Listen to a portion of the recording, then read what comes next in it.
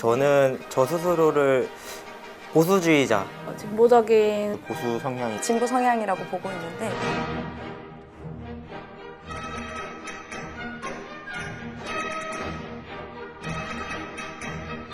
옛날부터 좀 반골이었던 것 같고요. 부모님이 조금 보수주의적 성향이 있으셔서 여러 가지 문제들을 양산하고 있는 이 질서에 대한 고민을 좀 하게 됐고, 그리고 자본주의를 존중하는 태도 이런 거에 대한 중요성을 느끼게 됐고,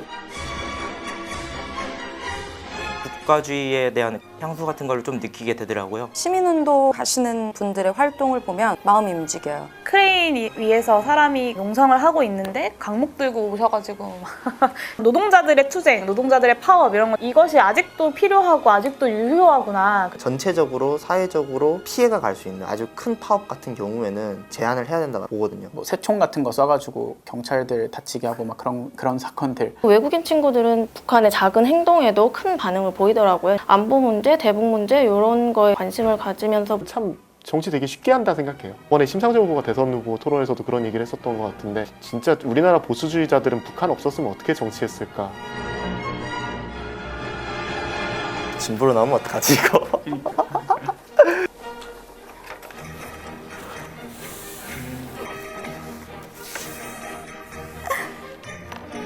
와, 저는 완전 신자유주의, 보수주의. 신기하다. 저는 신좌파네. 진보 중에 보수 쪽 의견을 낸 분이 있고 보수 중에도 진보 의견을 택한 분도 계세요.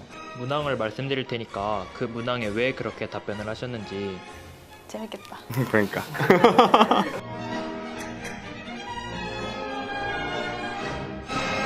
그런 발언들을 할 수 있게끔 해줘야 된다라고 볼 수도 있지만, 반대로 공산주의를 지향하는 것은 억제해야 되지 않나 싶어서.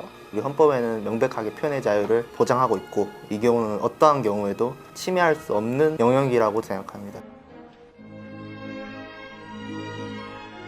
지금 당장의 정부 시스템을 세금을 충당하면은 그게 올바로 쓰일지 저는 의구심이 많아서, 세금을 더 걷지 않으면 사실 그런 것들을 할 수가 없거든요.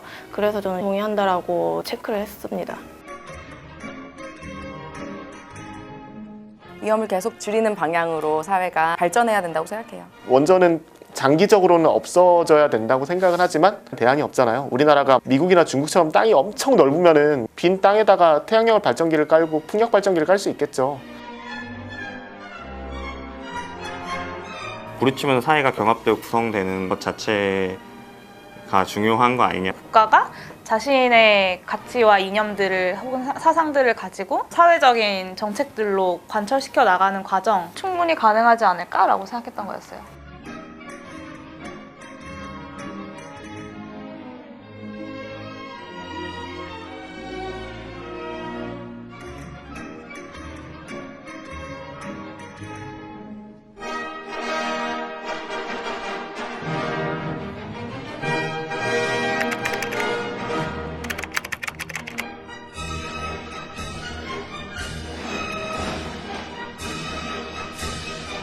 그래도 이제 비판해야 될 건 비판해야 된다고 생각합니다. 저 사람들과 우리가 어떤 사회의 원칙으로서 합의할 수 있는 것들이 과연 뭘까? 그런 것들이 존재할까라는 생각들을 좀. 보수적이다, 뭐 진보적이다 양분해버리는 거는 크게 의미가 없다고 생각해요. 정치인들이 자신들의 편의를 위해서 그냥 사람들을 이렇게 구분해 놓은 건 아닌가. 언제든 성향은 스펙트럼일 수밖에 없다라고 생각을 하거든요.